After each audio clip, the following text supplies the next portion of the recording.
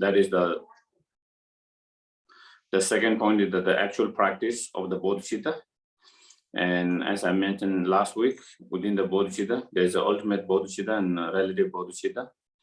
And within that, we are on the section where there's the ultimate bodhicitta, the practice of ultimate bodhicitta.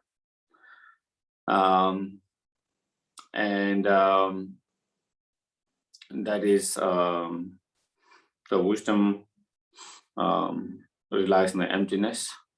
And so in order that wisdom relies on the emptiness directly, then supported by the bodhicitta, relative bodhicitta, then we need to have the realization. For that realization, we need to meditate. And then last time here the author Geshe explained some where when we do the meditation on emptiness, the sessions, there is the beginning of the sessions, the actual and the end. At the very beginning of the session, then we try to visualize your guru and deity inseparable, and then do the civilian practice, and then make a strong request to have the to give us the blessings to have these realizations. And you can do some visualization on that. Then you meditate on the subject itself. So here, then he explained, first you try to meditate on the emptiness of the external objects. And then next, meditate on the emptiness of the subject, the mind itself, which is meditating on the meditating on emptiness itself. Okay. And then you meditate on the emptiness itself, emptiness of the emptiness itself through reasoning and logic. So do that, you do the analytical meditations. After you have done analytical meditations and you come to certain certainty, and then when you come to that certain certainty, then you don't do any more analytical, but just rest in that, rest or keep your mind in that understanding or realizations or the conclusion or the certainty that you reach to without any more analysis. And so you try to, so that is where I think we have finished up to that. And then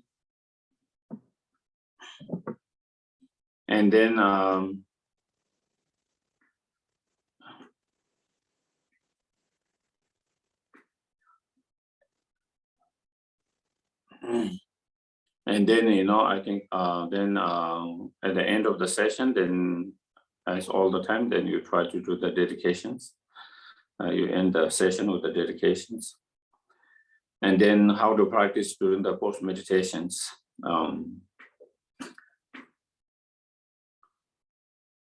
And that is where in the meditation break, that is where it means a post meditation, be a creator of illusions.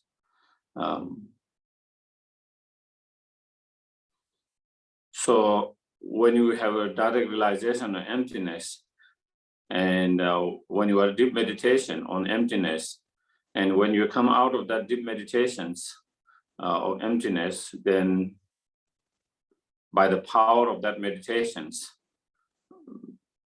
by the effect of that meditation, then when you come out of post meditations and when you look around and everything, all the objects appear as illusions from its own side. At the moment, every object appears to our mind as a solid, concrete, so real. But when you have that realization of meditation, and when you come out of that meditative sessions, then all the objects appear as illusions, as a dream. So when things appear that way, then you have less grasping, clinging towards those objects, whatever object appear. But to us at the moment, we don't have that direct realization and emptiness. And so therefore, even when we try to meditate, when we come out of the meditation, things does not appear as an illusion, like a dream, it still appear very solid. It still appear very real. But we have to remind during the post-meditation, even though all these objects appear to me or to my mind as so solid and so real, but in reality, there is not such as solid as it appears. There is no solid as it appears. There is no real as it appears. And therefore, they all are like an illusion. They're all like a dream. So we have to remind ourselves all the time. When we are in post-meditation, while you are driving, while you are walking, while you are eating, while you are drinking, while you are gardening, whatever, always trying to remind ourselves, the objects, the subject, ourselves, the action that which you are trying to do, whatever actions, all of them are like an illusion. They are all of them like a dream. So keep repeating, reminding ourselves like that. And then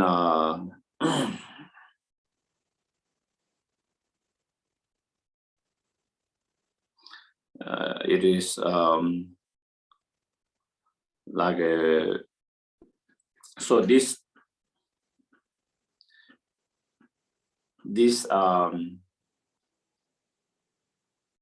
ultimate bodhicitta and relative bodhicitta are like a diamond, indestructible,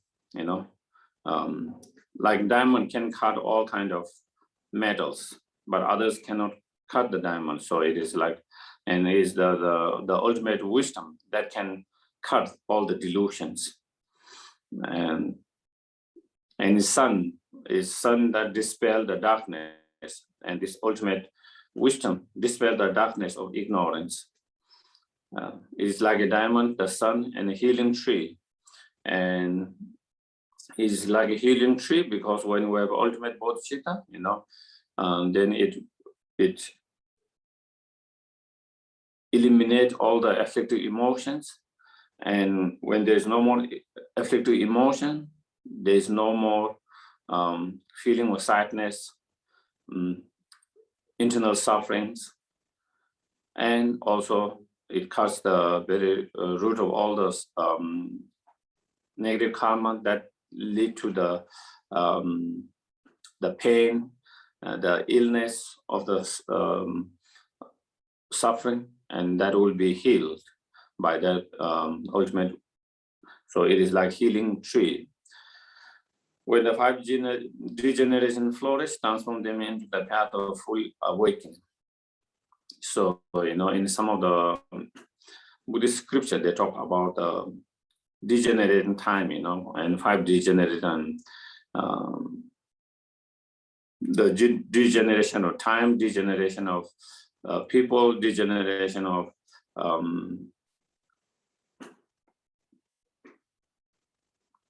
of the delusions. So during the so in those 5 degeneration time, there's more delusions. There's more delusions arising, and there's more adversities. There's more challenging circumstances. When it's not degenerated time, then there's more prosperity, there's more peace, there's more harmony, there's less delusions. So then, but in a degeneration time, there's more delusion, and delusions are more stronger, more stronger, and there's a lot of there's a lot of suffering, a lot of adversities. lot of challenges and difficulties. So when those happen, then we have the opportunity to transform all this adversity, all these difficulties, all these challenges into the path to fully awakening. And so here is saying you have to utilize all these circumstances to your advantage instead of being disadvantaged. At the moment, because we are unable to transform them into the path to the fully awakening, it becomes disadvantage to us. But when you are able to transform them into the path to the awakening, then they become advantage to us.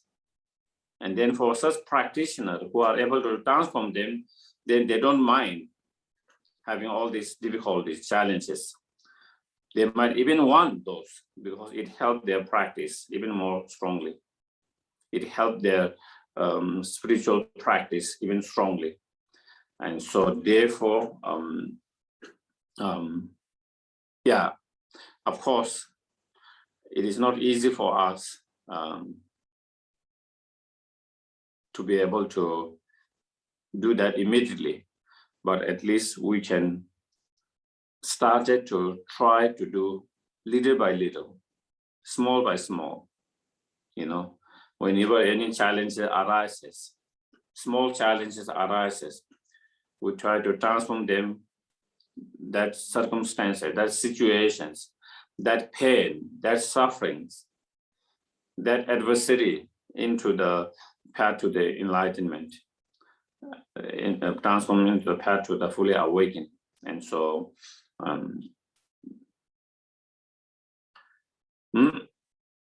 so then how can we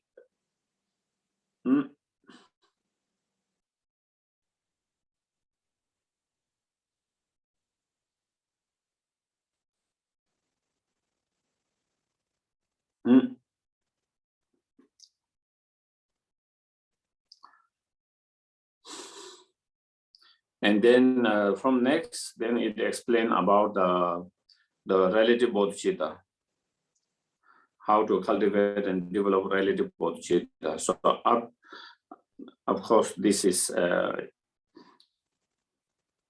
before that, we finished meditating on ultimate bodhicitta, and from now, then it explains on meditating or cultivating on relative bodhicitta or the fully awakened mind.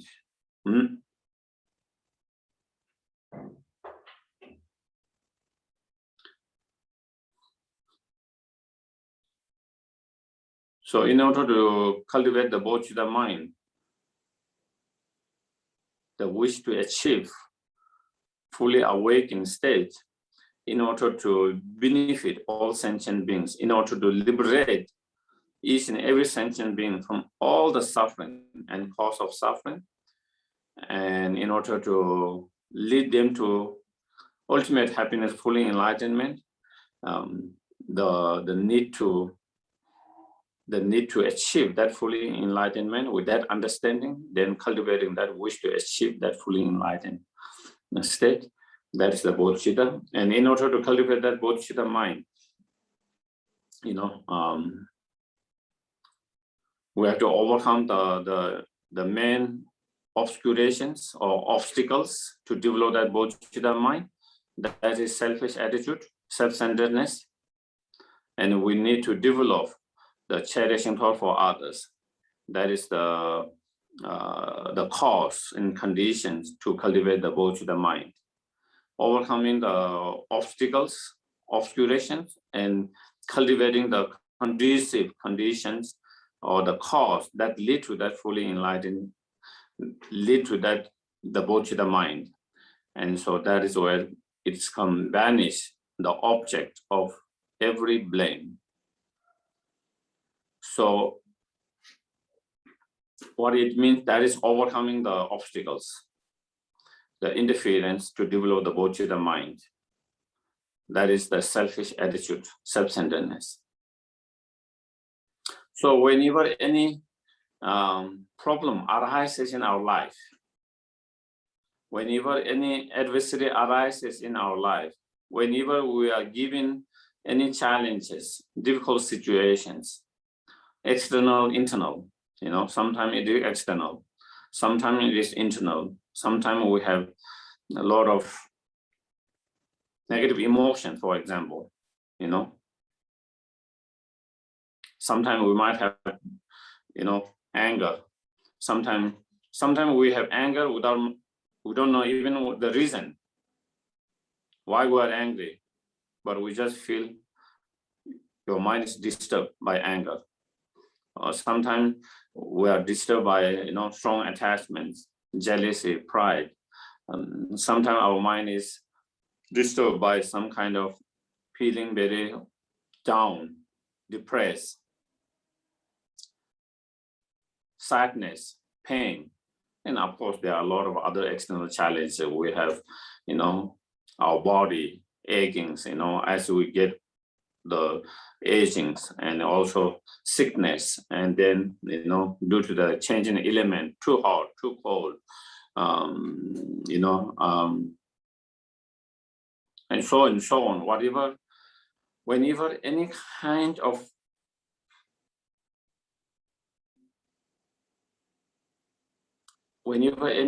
of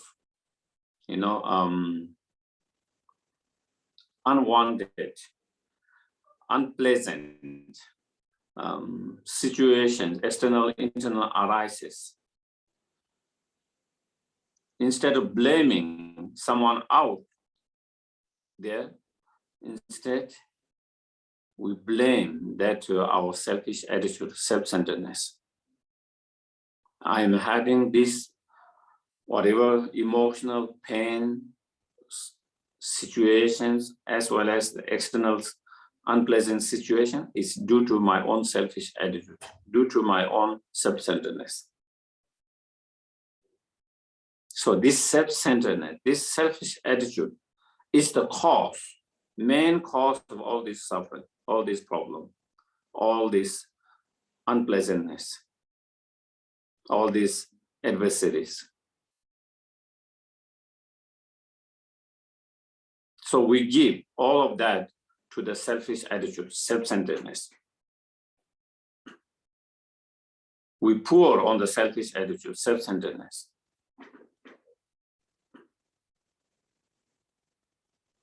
Through that, we try to destroy the selfish attitude, the self-centeredness. We try to reduce and gradually destroy the selfish or self-centeredness completely. Completely. Anything unpleasant things happen, anything unwanted things happen, we say, oh, this is the result of selfish attitude. Oh, this is the result of self-centeredness. So we immediately kind of, instead of blaming someone else or blaming yourself, we blame the selfish attitude, the self-centeredness. Okay? We don't need to blame anyone outside. We don't need to blame ourselves. But if we need to blame, then we blame the selfish attitude, the self-centeredness. That is the main cause. The selfish attitude, the self-centeredness is the cause of all our pain, all our suffering.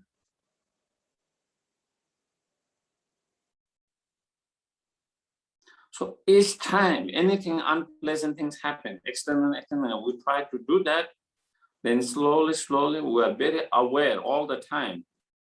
We need all the time the need to reduce and overcome the selfish attitude. And when you are aware of that all the time, then we will put effort to reduce that. And over the time, we will be able to reduce that. At the moment, when we talk about like this, then we're aware how our selfish attitude is the result of our suffering and pain. But then when you go out of the teaching, then we forget it. We are not aware of that. Or when you are meditating for 5 minutes, 10 minutes, half hour, you become aware of that. But when you are not in meditations, rest of the, 23 hours, we are not aware of that. And since we are not aware of that, so then we don't put effort to reduce that, to overcome that, But if anything happens and if we try to blame on that selfish attitude, then every moment, anything that happens, we are being aware of that. We are being aware of that. And when we are aware of that 24 hours, then, that is when things started to change. And, then really in whatever way we can reduce, we will put effort and a way to reduce it, and we will be more success. And so therefore,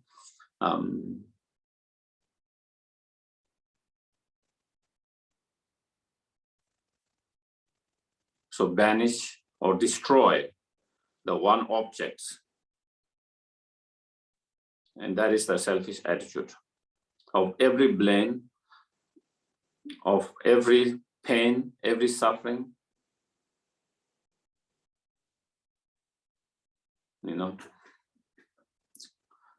So that is one of the meditations to reduce the selfish attitude.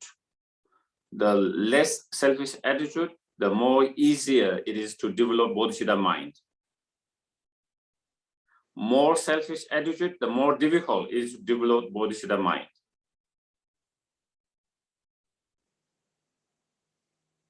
And so selfish attitude is the main cause that stop us from cultivating bodhicitta mind. Is the main obstacle, interference, obscurations. So we need to reduce and overcome that.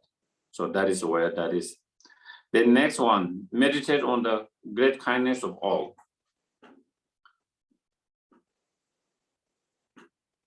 So when you are able to meditate on the kindness of all, and when you are able to feel the kindness of all sentient beings, if you can feel the kindness of all the sentient beings, then it is easy to feel, have a cherishing thought for them. It comes naturally. And it is easy to feel compassion. It is easy to feel kindness and compassion to them. And if we can have that compassion and the feeling of loving kindness, then it will be easy to develop bodhicitta mind. This loving kindness and the compassion is the main cause of bodhicitta mind. And so therefore meditate on great kindness of all.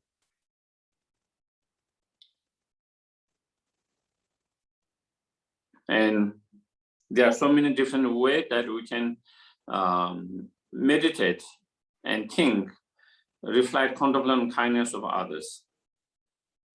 Not only others, but all, each and every sentient beings. From one point of view, if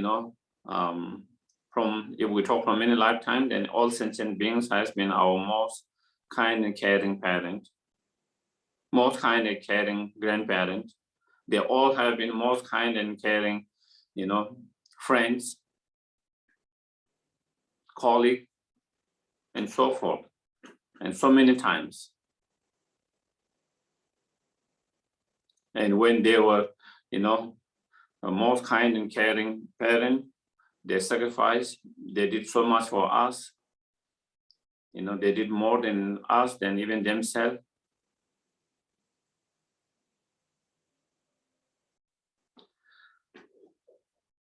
Sometimes it is hard for us to see that, isn't it? Because our mind is so obscured by so many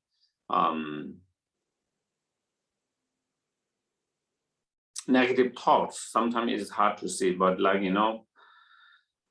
when you watch, like whether it's a Discovery or Animal Planet and like that, the care the parent, especially the mom, does for the child to bring up until they are on their own feet. At least until how much they do, is incredible, incredible, incredible.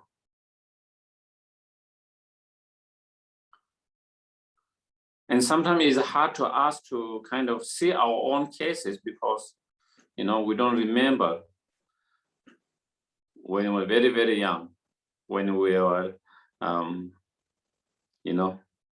we have forgotten or not remember most of the experience or situation when we were most vulnerable, when we were between 1, 2, 3 years, So anyway, one way, but even we don't think that way, if we think in this life, of course,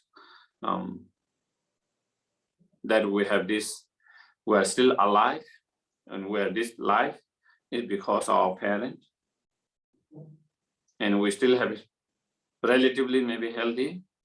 It's because of so many, help that we get from the nurse, doctors, medicines, and all people who have over the time who produce and develop those technologies, those medicines, those cure, those treatments, and then who provide those treatment cure now. And for us to be healthy, we need to depend on so many other things as well, food, clothing, and again, all these food, clothing, it comes through so many others. We don't grow ourselves everything. We don't make everything ourselves. I think it is good example this time when the pandemic happened.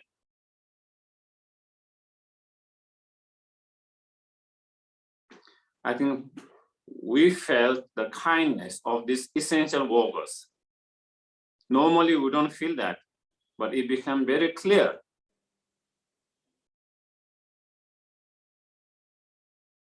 Became very clear the kindness of them. Those essential workers, whether those are in front line, doctors, nurses, assistants, or whether those who are transporting the food, those who are growing the food, and so forth. That is when we see how much we have to rely on them.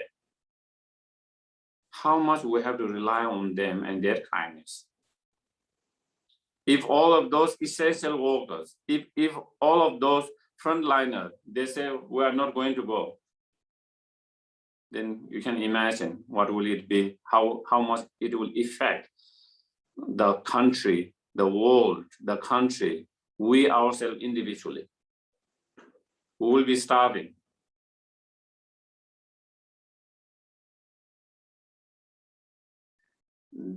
This circumstance, this pandemic has opened our eyes to a certain degree to see the kindness of all of them, which normally we don't see that.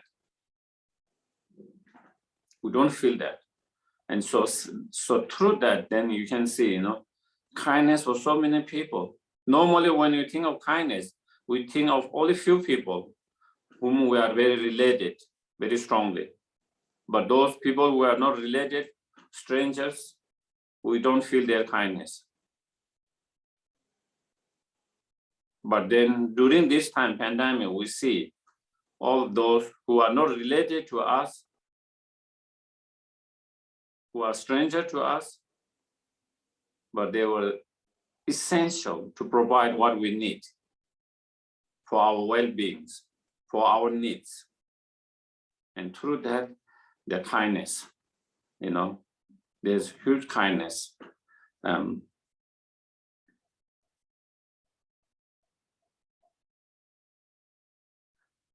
Normally we don't reflect, contemplate, don't think, so it is hard to feel the kindness. Normally we just think, we work hard, I pay to buy whatever I need it. So it feels like we created all the cause and condition for our well-being, our happiness, and we don't feel the contributions of others towards that, the kindness of others. But again, during the pandemic, we see that even if you have so much money, if the doctors, nurse protest and they are not going to do that, then your money can't do much. If the farmers and those people who are transportation, if they're going to protest and if they are not going to do their job, even you have money, you can't get the benefit. You can't get your well-being, your needs.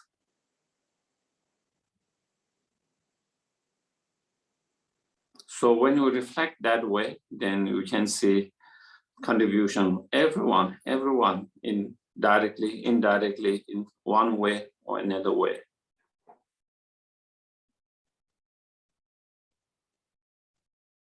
As we think of our growing, as we think of our from the birth, at the time of the birth, there are so many people who help with our birth.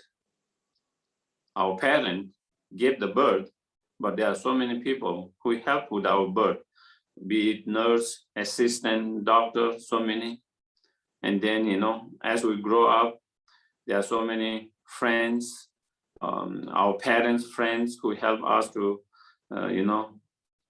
take care sometime here and there.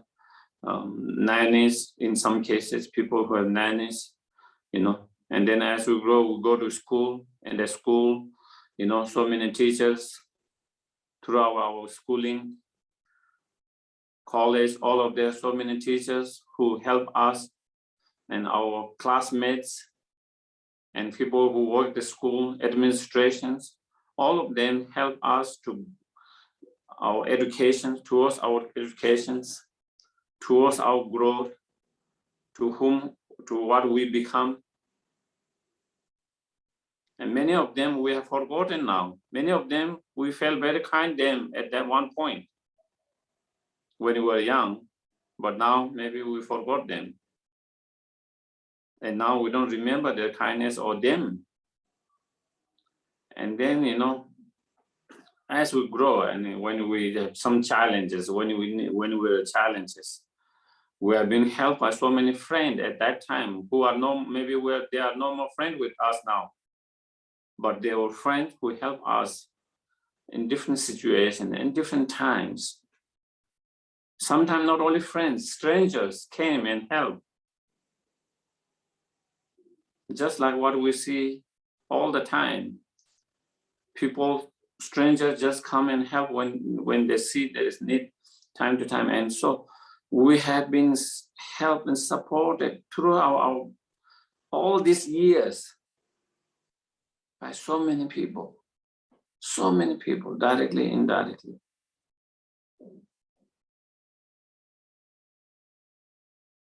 So thinking that way, then we can feel the kindness, the great kindness of all sentient beings. And if we can feel the kindness, then, feeling of compassion and love, loving kindness will come very easily.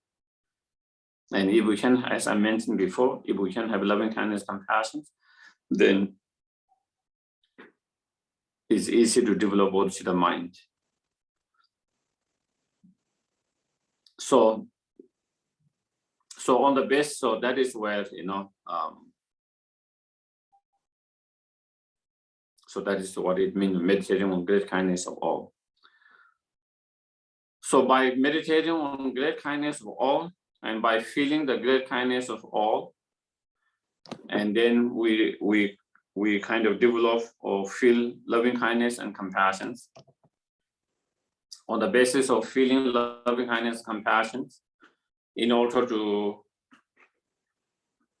increase and improve and the loving kindness and compassion, then we do the practice of Tonglen, taking and giving. We do the practice of taking the practice of the next one, the practice combination of both giving and taking. So in order to improve our loving kindness, we do the practice of giving, and in order to increase and improve the compassion, then we do the taking. So taking and giving, or we do the giving out of compassion. We do the taking out of, we do the taking out of compassion, and we do the practice of giving out of loving kindness. So that is the practice of Tonglen, or taking and giving, which is a very powerful practice to exchange our selfish attitude with exchange the selfish attitude towards cherishing thought for others, or transform the selfish attitude towards cherishing others. So it is a very powerful tool. It's a very powerful tool to cultivate and develop and increase loving kindness and compassion. So,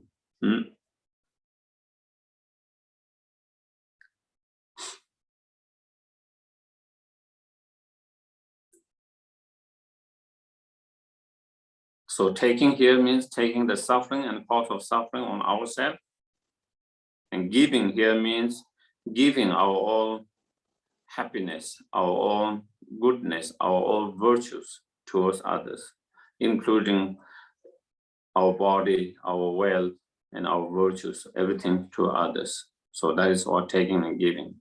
So it is a very powerful tool and method to develop the selfish attitude and to increase the charity talk.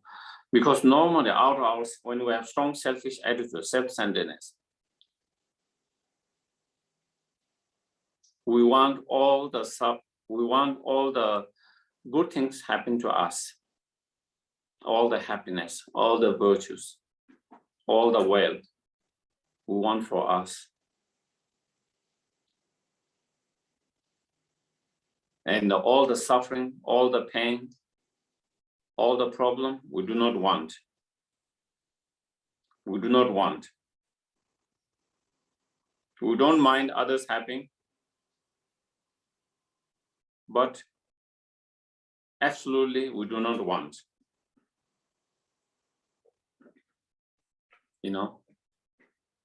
And here, through this practice, we change that kind of attitude. That attitude in a way that we are willing to experience suffering and pain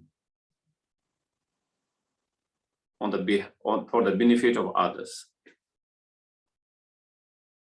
We are willing and having the courage to take on sufferings, welcoming the sufferings, welcoming the sufferings,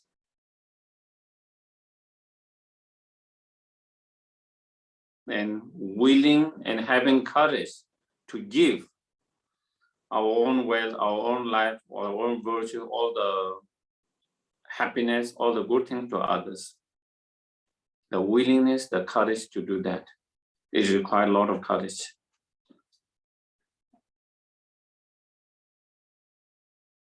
So therefore, sometimes the practice of Tonglen, you find in many, even Shantideva, or as well as in many Lojong, they give word the secret.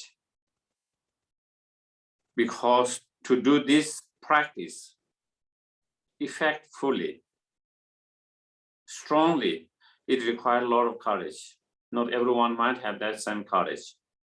So such teaching or giving for those people who have the courage to do that. Of course, even without a strong courage, in order to build up courage, someone can still do that. But at the very beginning, when do that, it might not be so effective. But as our courage increase, then the practice will be more and more effective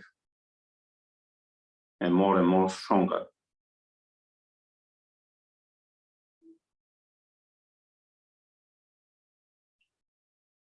And through this practice, when we are welcoming the sufferings and the pain and difficulties and challenges, then the suffering, the problems, the difficult challenges does not become challenge anymore. The problem doesn't become problem anymore. The difficult doesn't become difficult anymore. The obstacle doesn't become obstacle anymore. Because you are not trying to run away from it. Because we are scared of it. Because we are fearful of that. At the moment, we are fear of that. That is something we don't want. So we are very fearful of that, afraid of that. And so we try to run away from that. And therefore, problem become problem.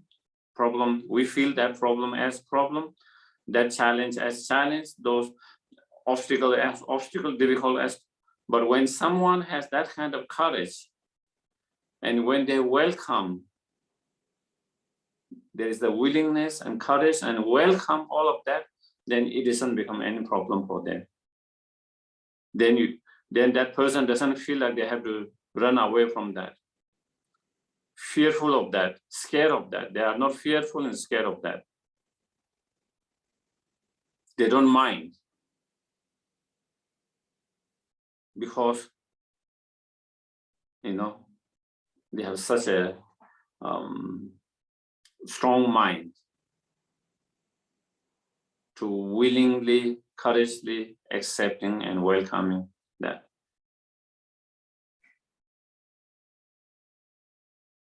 And same with the other things, because again, when someone is able to practice sincerely from the depth of their heart with such a courage of giving their own happiness, their own wealth, their own life, their own virtues to others.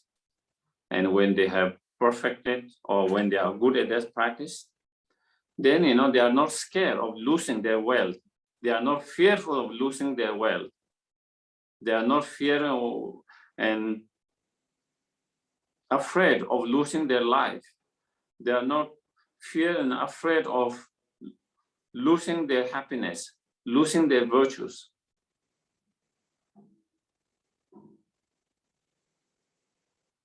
And then, if you lose any of them, it's no more painful. It's no more painful.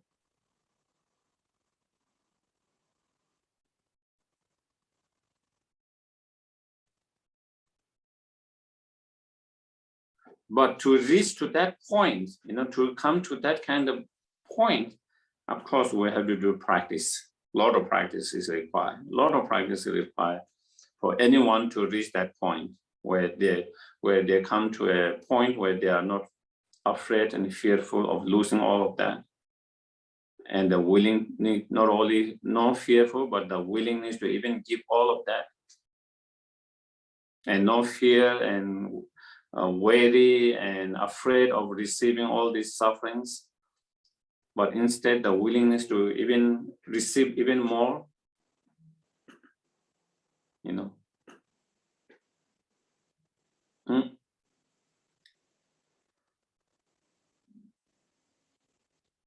So then when we practice the tonglen or taking and giving, when we start, for certain individuals who might not feel courageous to take on other suffering on yourself and to give your own happiness and all these virtue to others, all the goodness to others, then for those individuals, they start with yourself. So commencing the taking progressively from your own side. So the starting point for some, then you start with yourself because it is easier for some people. They might not be so afraid of, starting with themselves, but they might be afraid or have no courage to take other suffering and to give your own wealth, your own happiness, all goodness to others. So for that, then you start with yourself. So for example, when you start with yourself,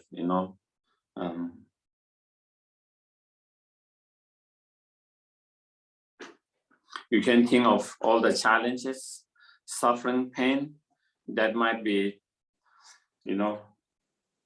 there, that might arise tomorrow, that might arise next week, next month, next year, or as we age, maybe some of the pain, suffering that it might come with our agings in the futures. Some of the pain, suffering that might come with our health in the futures. Some of the pain, suffering that might come as we experience the death, all of that. So those are things, something that the potential to arise, and most time those arises. And so taking all this suffering, all this future suffering that is yet to come, which hasn't come at the moment, and then taking all this suffering as though it is coming now on yourself.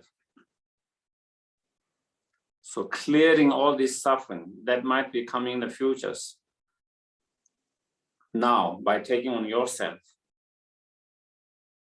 at the moment.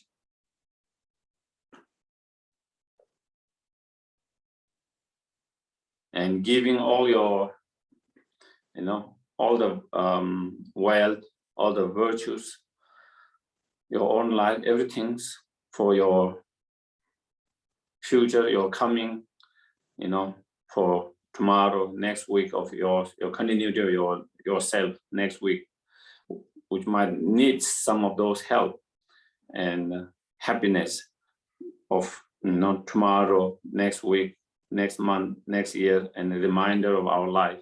So giving all, so it's giving to yourself is more easier to do that, to start for many people. So again, like most of the practice, all the practice, we start with the easy one and then slowly expand to more and more difficult one. Sometimes our sense of arrogant mind says, oh, it's too easy. I want to start the difficult one.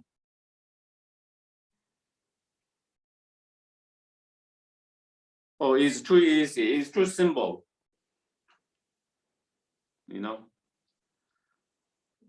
But if we want to really develop in a very,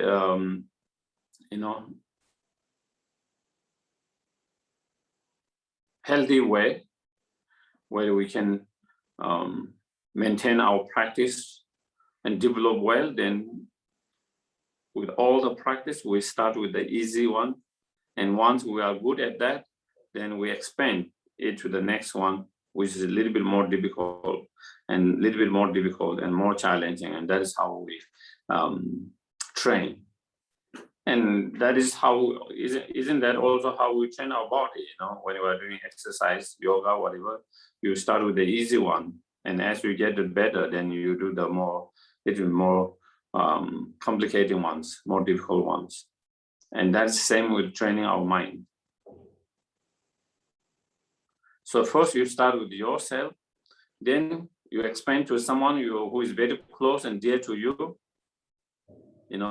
It could be your children, it could be your parent, it could be your friend, it could be your partner. So, for different people, they feel most close to someone else, whoever.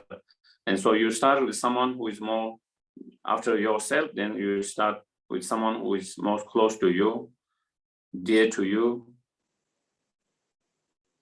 And then you expand that to someone who is more kind of neutral, whether we call it strange or not, neutral persons. And then you expand that to someone you have conflict, whether it's a personal conflict or is not personal. A lot of politicians, we don't have personal conflict, but we have a disliking, aversions, anger.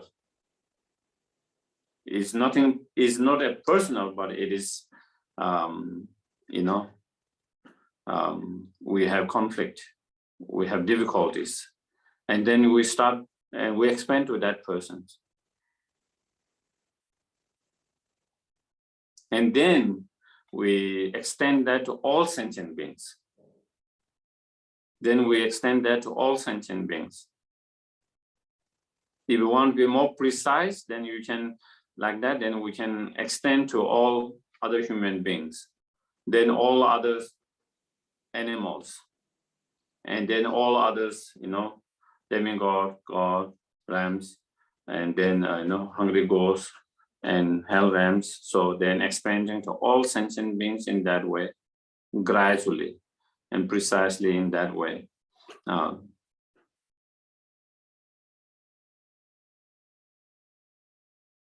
So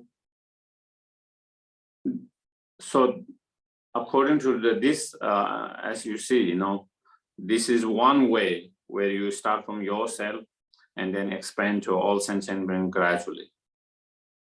In some of the others, Lam Rim and Lojong's teachings, also for certain individuals, if we are doing 6 rams, all sentient beings, it might be helpful to start with first the sentient beings that are suffering, the suffering of heat and coldness in hell realms, and then the suffering of hungry ghosts, animals, humans, demigod, and God, because each of them has more intense suffering. So when someone has more strong and intense suffering, it's more easy for us to feel compassion. And when the suffering is not so strong and intense, then it's more difficult to feel the compassion. So then starting that way can be, again, another way of starting from there and then gradually expanding to all sentient beings, starting from the sentient beings or ram where it has the most intense suffering. Also in some teachings, also it says starting point sometime, maybe it can be for certain individual, it can be helpful to start with, in a certain community, they describe, an animal being ready to be slaughtered, So when you see an animal who's is going to be slaughtered or in the process of slaughter, the sense of feeling unbearable pain and suffering. So then maybe it might be easier to develop the wish to that animal to be free from that suffering and taking on suffering yourself. So again, that, and sometimes, for certain individuals, we have more easy to feel compassion when it says animal than human beings, So maybe starting with that might be easier for some people. And within the human beings, sometimes for certain people, when they see the suffering of children, young children, is more unbearable than adult. And it is more easy to feel compassion and the wish to free them from suffering and to take their suffering and to give them the happiness. It might be easier if we start with the young children. So you can imagine and think from what you have seen in news. Sometimes you see in the news, sometimes you see image in the news, and when children's who are in a very, very,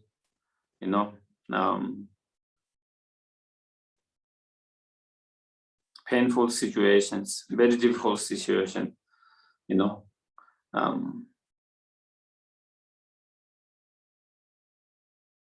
like in the wars when the children lose all of their parents, everyone's thereby then totally lost, or in not only necessarily war, sometimes due to the disasters, due to elements, climate, and then again, some children who lost everything, their parents, friends, siblings, no one to take care of them in a very dire situations. So something like that you can visualize. The point is, you start with something that you feel easy to feel love, compassion, and thereby, because it is easy to have love and compassion, therefore it is easy to do that online practice, to take their sufferings and to give them the happiness. And so we start with something that is easier, and so that could mean different for different peoples. So that is why I'm giving all different options where one can start from different scene, because for some people, one starting point might be effective than others. And so then finding ourselves, which is the most effective for ourselves, and based on that, then we explain to all sentient beings. So I guess maybe today, maybe we will kind of we'll stop here. Any questions? Any questions, comments from today's?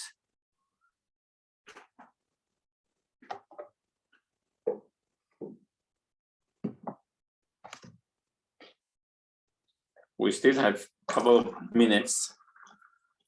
If anyone has any questions, comments.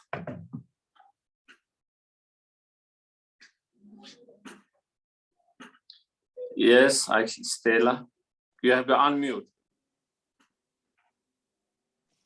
Geshe, I just wanted to let you know that Rolf, Rolf, he's in the hospital. Yes. And he has a very bad pneumonia. They thought it was COVID, but it's not COVID, but he very, very bad. So he's been in there for 2 days. So I just wanted to let you know. Yes, I will keep in my prayer. Absolutely. Okay. Yeah. I think definitely. I think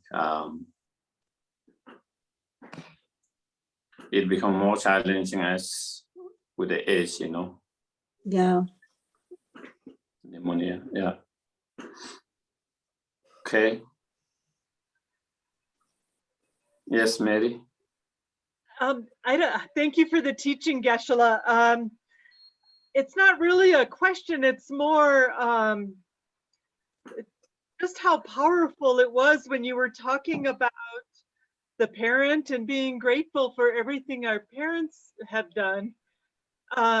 My mom is 81, and when I was at work today, I FaceTimed with her, and she doesn't like FaceTiming, but we FaceTime, and the whole way home, I just kept thinking about the image of my mom and how, just exactly what you said, like how much they have given to us for her whole life, to all of her 5 kids. And it was just so powerful to hear you say that again. I know you've said this before, and I need to always hear everything a million times, but it was just so powerful. And to hear about the Tanglin, she's taking care of her sister who's in her late 80s. And my mom doesn't know the word Tanglin. but everything you described, I feel like that's what she's doing with her sister. She's giving so much and taking it on, and she doesn't complain or anything. She's just, every day she goes to the nursing home and is just so compassionate and caring, and sits with my aunt for 3 or 4 hours every day. And I wrote down some of the things you said, because I'm going to write my mom a card tomorrow, and I want to just write to her about her courage and her willingness. And so I just wanted to say thank you. I'm so glad I got to hear your teaching today, Geshe. Thank you. Thank you. Okay, so then we do the dedications. Sanjo Sanjo Rinpoche, Maje Bana Geshe, Jawa Nyamba Meba, Kongle Konto, Kongen Bawa Rinpoche, Maje Bana, Jawa Nyamba, Kongle Konto. Thank you.